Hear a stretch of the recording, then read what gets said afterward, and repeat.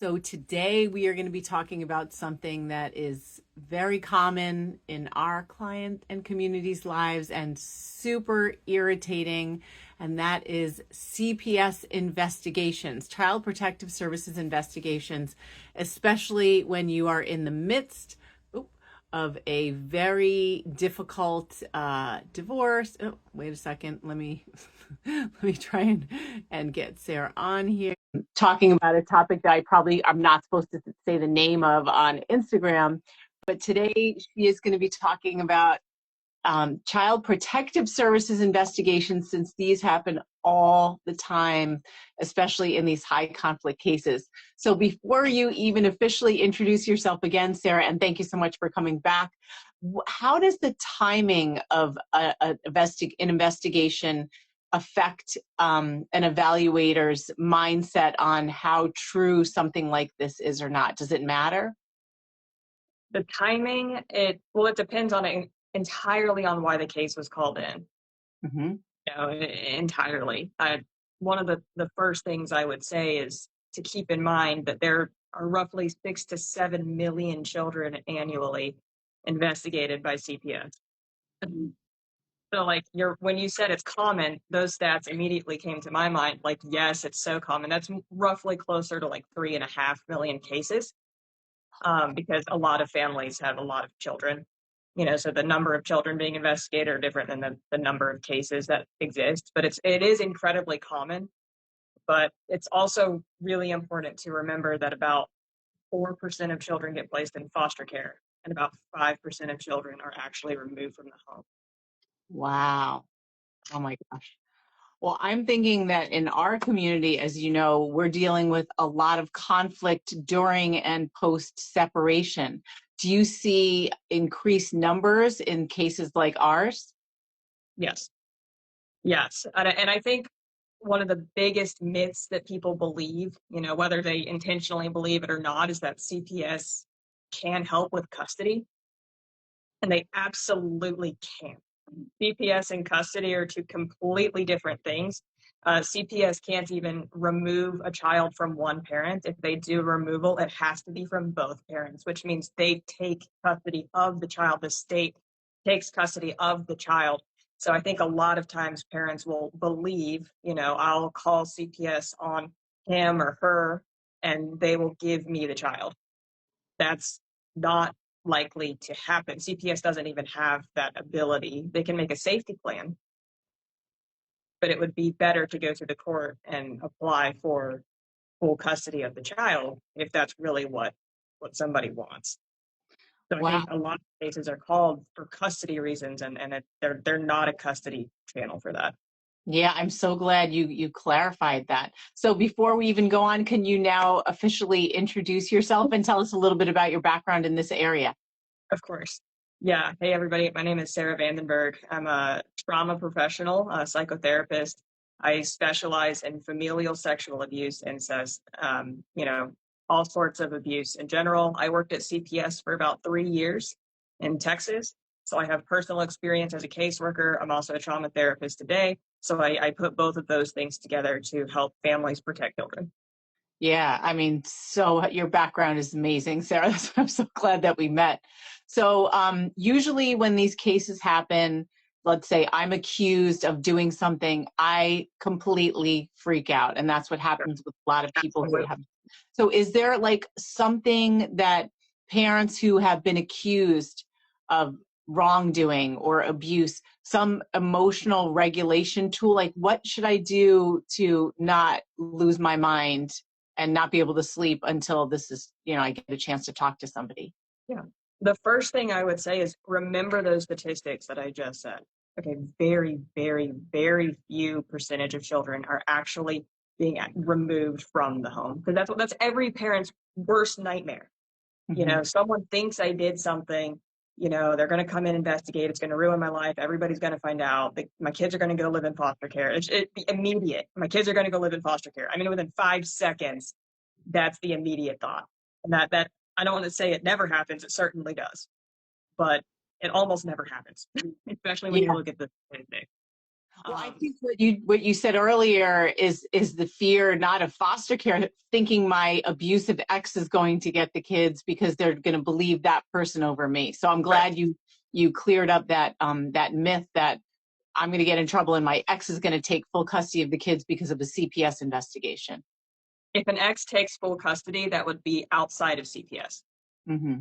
Would go to the court on their own, and with family law, and they would do it that route. CPS will not do that. So They can. CPS doesn't recommend custodial arrangements when it involves like one parent. Okay. No. Wow. I think a lot of people think that they do. Now, if there is, let's say there's a dual family household and there is significant abuse that is reason to believe, which is one of the CPS, that's what they look for. There's reason to believe. They don't have to prove without shadow of a doubt. They just have to have reason to believe. There's reason to believe that there's significant abuse happening in this house. They can write a safety plan Mm-hmm. saying that the kid will be with this family for a period of time. So CPS is a short-term intervention. Mm-hmm. Okay. And by short-term, I mean like 9 months or less. And that's like if it goes past the investigation stage. Investigations are generally only a month, usually 2 weeks max. They're very short. If services are recommended, now it can get up into the less than a year stage, which is still relatively acute when you think of your whole life. It's just going to be a short period of your whole life. Mm-hmm. I think that's another thing to remember. Yeah. They can write a safety plan saying that the child is going to remain in this household while that person is getting services. They will have supervised visits, so they can, it kind of looks like they're splitting custody, but it's really a piece of paper. Yeah. It's only a plan for a short period of time, but it's not legal. It's not that they're giving anybody custody. They don't do that. Mm-hmm. Wow. Very, very helpful. So let's say I am in the middle of a very contentious separation and I know that my ex is going to call CPS on me because they did it with their past spouse. Are there things that I should do proactively to prepare, knowing that CPS is going to be called on me? What is there documentation, or what should I be? How can I brace myself effectively? I love it when parents document the behaviors of their children. Always, so my child got in trouble at school on Tuesday and Thursday. Mm-hmm. When they lived with me, when they went to my spouse's house, he got in trouble Monday, Tuesday, Wednesday, Thursday, and Friday. Mm-hmm. Okay. So interesting that you said document the behaviors of, I always say your ex, and you just went right to your child. Yes. Yes. Okay. I'm so glad you said that. CPS is not looking to see if you were a good or bad parent. Oh, They don't care. Okay. They are looking to see if the child is safe. wow. Okay. And there is a big difference between clinical harm. I treat people as a therapist for clinical harm every day. I felt abandoned by my dad because he was a workaholic. Great. Clinical harm. Mm-hmm. That is not a statute for CPS abuse. Okay, so there's a very big difference between someone is emotionally hurting, there's clinical harm, they might need therapy later in life, and this parent is abusing this child to the point where we need extra services. Mm-hmm. Big Again, difference. so glad that you clarified that, because I think there is this constant fear of being judged, that people are going to think I'm a bad parent, and now CPS is coming in. What can I do to prove that I'm not a bad parent? And you're saying it's not about that. It's about if your kid is safe or not. Every time, which is why a lot of people can get very frustrated because they call cases in. There may be abuse, there may be harm, Mm-hmm. and nothing happens. Yeah, all the time. And not always true. You don't know. And I'll just say it like that. You don't know. I promise you don't know what conversations have been had behind closed doors. Now, that doesn't mean that those conversations are going to turn into something that means something to that parent or whatever that situation is. Mm-hmm. You don't know what services they've been asked to do, what they've completed, that you only know what people tell you. Mm-hmm. CPS caseworkers are not able to give information about anyone's case to anybody else. Sometimes they're not even allowed to tell one parent about exactly what's happening with the other parent. Speaking of that, one of the big things that comes up is who reports it to CPS. Is that something? Because sometimes people say, oh, the worker told me that who reported it, but you're not supposed to do that, right? No, they're not supposed to. I would also say you don't always know what people are, the caseworker may say something. And so the person who reported it said that your kid missed 3 days of school. Mm-hmm. There's an incredibly high chance that the person who reported it now is a teacher. Okay. So that person can interpret it. Oh, okay, it was the teacher. The teacher reported it. The CPS caseworker told me the teacher reported it. I see. Okay, so it's implied. Yeah. And that doesn't mean that CPS caseworkers don't make mistakes. They do. So Mm-hmm. please don't hear me say that. There are some that make mistakes. Hopefully they apologize when they do. But that's human error, and it should not happen. It's not excusable. But people have their own reality, and they state it as fact a lot of the time. And I always just even as a therapist, I step back and I always ask, is this really true or is it not? And does it matter? Mm-hmm. Yeah. Okay, so someone reported it. So the first thing I always ask parents to do is recognize, unless we're 100% sure it was out of revenge or retaliation. And that's really hard to know. I'm just going to say that up front. That's really hard to know. Someone in the world believes that your child may be at harm. Mm-hmm. That's reason for concern. That's reason to just take a whole step back and say, is my child safe? Mm-hmm. Usually the answer is yes, and CPS will agree with you. Usually the answer is yes. That's why so few kids actually get removed, because usually the kids are safe. Even if there's clinical harm, they're safe. So there's a big difference also between risk and danger, and CPS is a risk analysis machine. Okay, so I like to think of risk as, I'm driving on the road and there's a sign that says deer crossing, right? And it's late at night, there's risk. Okay, a deer could jump out at any time. We know deer live in this forest. And I'm driving down the road, right? That's risk.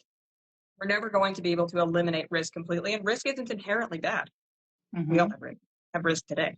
Anytime you walk out your door or get in the car, it's one of the most risky things you do every day of your life, is drive. So you're never going to eliminate risk. CPS isn't worried about eliminating risk. They're very concerned about danger. Danger is there's a deer in the middle of the road and you're not stopping driving. Mm-hmm. I think about risk too as proactive, like this could happen, and danger is reactive because it's like, well, it already happened. I don't know if there's proactive ways to prevent danger, because then it's risk if it hasn't happened yet. But maybe I'm just getting caught up in words. I'm not sure. Okay. All right. So we were talking about things to have organized, knowing that your ex or somebody is going to be calling CPS on you. And you said you love when parents kind of have records of their children's behavior, not their ex's behavior. Yep. Are there any other things like that you would like to see as an investigator when you get there that make you feel like, okay, this is helpful? Lack of defensiveness is really good. It's very hard. Okay, so I'm not saying you should not be defensive when CPS shows up. I'm not saying that. I recognize I would be. Mm-hmm. I recognize, but also recognize that a lot of caseworkers have kids. Not all of them, but a lot of them do. Nobody gets into the field of protecting children because they want to hurt children. Yeah. Okay, that's not it. Yeah. Okay. It doesn't mean that doesn't happen inherently, right? There's a big difference between intent and impact. Mm-hmm. However, recognize that you are the parent, you are wanting to protect your child. The caseworker is wanting to protect your child. If your child is safe, this thing is going to be over very quickly. Mm-hmm. Okay, so the defensiveness thing, that is, of course, a natural impulse, is to defend yourself. How can someone behave without being defensive and not overwhelmed? Back to the child. So again, it's not about you and your parenting. Mm-hmm. So a lot of times defensiveness sounds like, well, I drive my kid to school every day. I'm the one who picks them up. He doesn't do anything. Mm-hmm. I'm the one that cooks the meals. He doesn't even pay child support. whatever that sounds like, it's a lot of I and he. And the Yeah. first thing as a caseworker I hear is like, where's the kid? Yeah. Yeah. And I know it's wrong, but I'm just so you know, like when I think of that, the first thing I think of as a caseworker is, do you care about the kid? Mm, I hear a lot of I and he. yeah. That's really important. What about if someone comes to investigate to my home, are there things that they're looking for in terms of the environment when it comes to determining if a child is safe or not? They're looking at general cleanliness. Now they're not looking for, an immaculate household. I can almost promise you almost any caseworker with them out that they work don't have an immaculate household. Right. Mm-hmm. They are looking for bed bugs, they're looking for, is there dirt in the kitchen area? Is there food in the fridge? And we're not talking about Doritos and chips, but just is there milk? Is there bread? Is there basic means for survival Mm-hmm. for their kid? Okay. That's mostly it. I mean, unless there's marks on the child that is very revealing or very telling. I'm thinking of like cigarette burns or something like that. They may be looking, do you smoke in the house? So there are things pending what is happening, or a medical neglect case. Do you have the child's medication in stock? That's a big one for medical neglect. Where's the medication? How many pills are in the bottle? The next time I come, are there 7 left? Or 7 less because it's been a week. So are you giving Mm-hmm. the child the medication? Things like that. So that's why it's so hard to answer these questions. It's because there's so many different reasons that cases are called. Yeah. Yeah. So you were talking about smoking and possibly burns on a child. What if there's ashtrays overflowing, a bong on the table, like stuff where, it's legal, but does that matter? Yes, It does. absolutely. Even alcohol, right? I mean, alcohol is, and I know that weed is now legal in a lot of places. Alcohol's been legal for an incredibly long time, and children are removed because parents drink and drive with the kids in the car. Mm. And that goes back to risk versus danger. That's danger. The deer is in the road. This is not risk anymore. This is not the parent might drive with the kid in the car. This is parent is actively driving with the kid in the car. We've told him not to. He does it anyway. Mm. That could be grounds for removal because there's danger every time that happens, and it's not stopping. It's usually not a first time offense. Like, oh, that happened. Let's take the kid immediately. And CPS always needs, not always. There's only one circumstance where they don't, but I'd say like 90% of the time they need court approval. Yeah. So the Yeah. caseworker is not originally making the decision. They're writing an affidavit that goes to the judge, and the judge is the one making the decision. Now you just said something kind of interesting. You said only one time that they don't. What is that? Yeah. Are you allowed to say? It's like, ooh. Yeah, of course. So, and this is for the most serious forms of abuse where the caseworker makes the decision that waiting for the judge approval is not safe. Mm. This would be times where we would see submersion burns, limbs that have been taken off the child, things that people generally don't think about when you think about like severe physical harm. I'm thinking about like things worse than that. Mm-hmm. Got it. So when you walk into a home, if a child is dismembered, if the child has been dumped into a pot of boiling water, or things of that nature, the CPS caseworker can leave with the child. Now, they're still going to write an affidavit. The judge is still going to sign off on it. But in terms, there's few things where a CPS caseworker can day one leave with the child. Yeah. I'm hoping that's very infrequent. Yeah, that is very Okay. infrequent. Oh my gosh. All right. And and So and remember that when CPS cases get called in, remember that that's what they're looking for. mm, yeah, to keep I the mean, they're looking perspective. for everything, but like that's. And I want you to know that CPS caseworkers see that. You can't work there for any period of time and not see those kinds of cases, those kinds of things.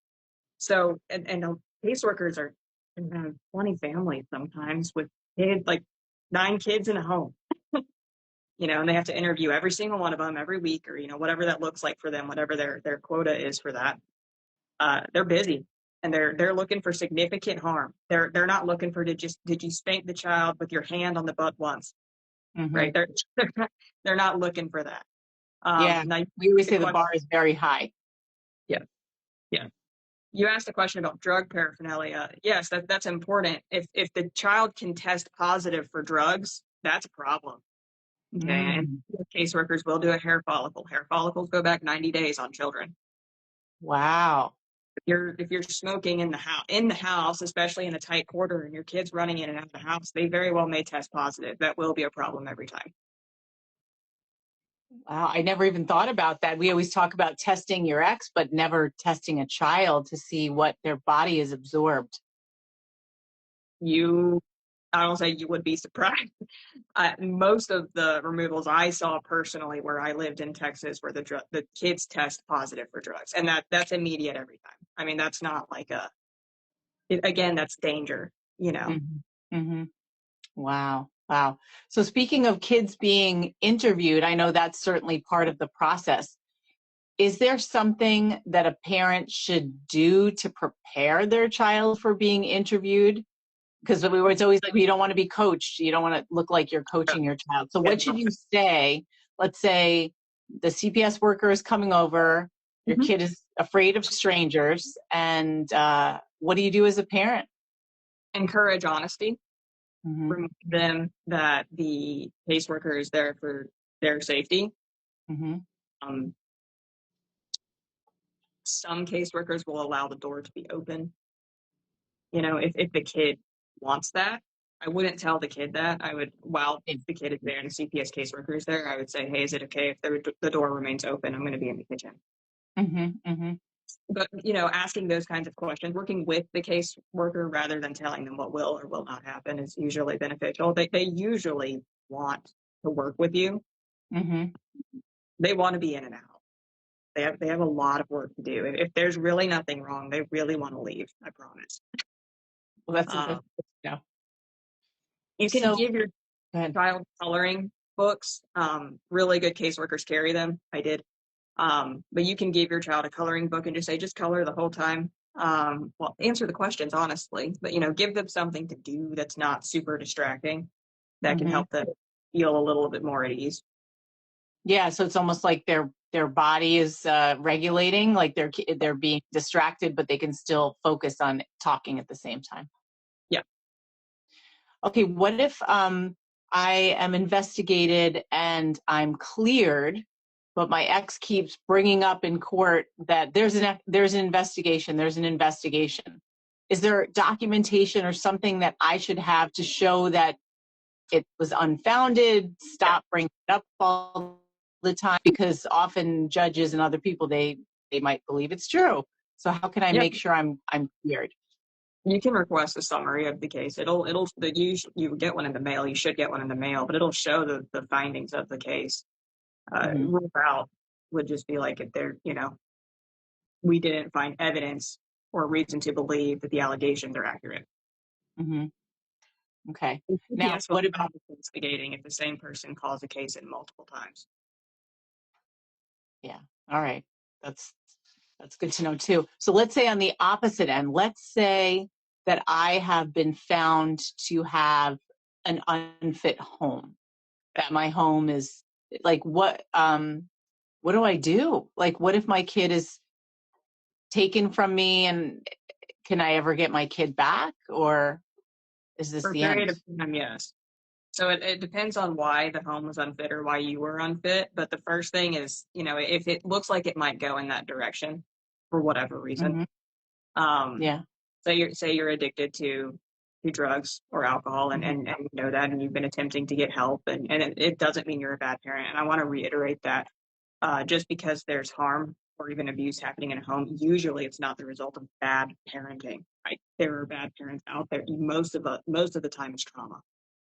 Okay, most of the time it's trauma. So if there is anybody in your life, a parent, a grandparent, a cousin, aunt, an uncle, especially if they live in the same state, even a friend who would be willing to be a placement for this child for a period of time, the first thing to do is tell the caseworker sooner rather than later that these people exist. Because if there's someone safe, any safe person in the child's proximity, they're more likely and easier to do a safety plan saying the child's going to live with them for a period of time. Because the moment like a removal happens, and there's a big difference between I've asked the child to live with the grandparent while you seek drug treatment, and I'm removing the child, we're taking custody now, and we're putting them with grandparent. Big difference. So a lot of times people will say, CPS removed my kid when they've just asked the kid to go live at a family member's house for a period of time. That's not a removal. That's a safety plan. Removal means I've lost custody. The court has taken it. Wow. So if you can identify anybody, let the caseworker know sooner rather than later. If caseworkers, again, they're not looking to remove kids, they're looking to keep kids safe. If there's any person that can take care of this child, they're going to get that person involved. If there's one safe person anywhere in this child's orbit, that makes the risk go way down for continued needs of services or anything like that. So it's always good to know in the back of your mind, just in case, give that name. Yeah, give the name, give it early, talk to them. Hey, CPS just knocked on my door. I've been trying to get sober. I'm going to go to treatment in 2 days. If anything were to happen, if I'm unsuccessful with getting sober, would you be willing to take care of my child for a period of time? Start having these conversations earlier, especially if there is ongoing abuse and there's not something you can do about it in the immediate future. Yeah. All right. And I just thought of something else that is also really common in our community. Let's say my ex is using CPS to destroy me. There's been 15 cases that have been opened up. All have been unfounded. How can I make it stop? So if the same person is calling in the case over and over again, the investigator at this point is probably just calling you and saying, hey, we have a case open, and then closing it. And sometimes they might not even call you. They might just close it. You can't. You can't do anything to make that person stop. I would work on regulating yourself and recognizing that truthfully, the more they do that, the more it looks bad on them, not you. Yeah, I was going to say, have you seen it used in court? I mean, I'm guessing now, especially in states that have coercive control laws, that when someone does false reporting over and over and over to CPS saying that there's danger and nothing's founded, that it actually impacts the child's physical and emotional health, especially if certain accusations are flying and a child has to undergo physical unnecessary examination, that could be considered, I don't know, risky or dangerous. Yes. And kids are very resilient. They'll probably make friends with the caseworker, learn all of their different names, and hey, I'm still doing fine. They're more likely to be unfazed by it, especially if it's a pattern. Kids are really receptive to patterns. I mean, that's why they love the same bedtime every night. That's why they love, they think they don't, but they do. They crave discipline, they crave structure. So even if they just make friends with the caseworker and they're around all the time, they're probably going to be okay if you don't make a super big deal about it.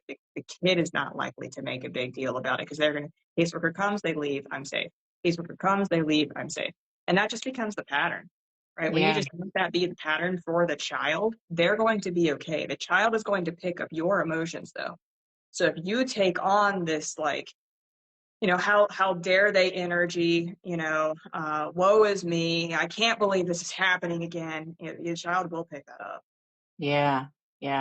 Oh my gosh, so helpful. I was just about to say, what's a great piece of advice for a parent going through this? And I think you already answered it by talking about a child's resilience, because that seems to be the thing that we worry about the most is my kid going to be okay? How is my kid going to be okay if this keeps happening?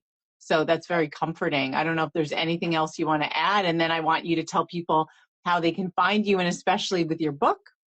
Thank you. Yeah. Honestly, yeah, the adult is more likely to be emotionally upset by it than the child. Really? Yeah, that makes sense. Yeah, well, they don't have the immediate, no child under the age of, I'd say probably 10 anyway, has the CPS, I'm going to be taken unless the parent tells them that. Right. Now, And that's another way that caseworkers will know, right, when they've been coached, because they'll immediately look at the caseworker and be like, "You're going to try to take me." That didn't come from a 5-year-old. Yeah. Why we Yeah. want to be really careful about coaching them or telling them who CPS is, and remembering the statistics and just being very grounded. Um, so I have a book coming out, you mentioned, called Choosing to Love Again, Overcoming the Kind of Betrayal That Nobody Talks About. It is on familial sexual abuse and incest, but it's also on other sorts of betrayal, such as a partner cheating on another partner, and abandonment. Any form of parental abuse ends up being betrayal. So it's on overcoming these kinds of things and choosing to love again later in life as an adult. I'm the founder of Tenali Healing Services at Tenali Counseling Services, and I have a coaching and consulting group and a spiritual practice.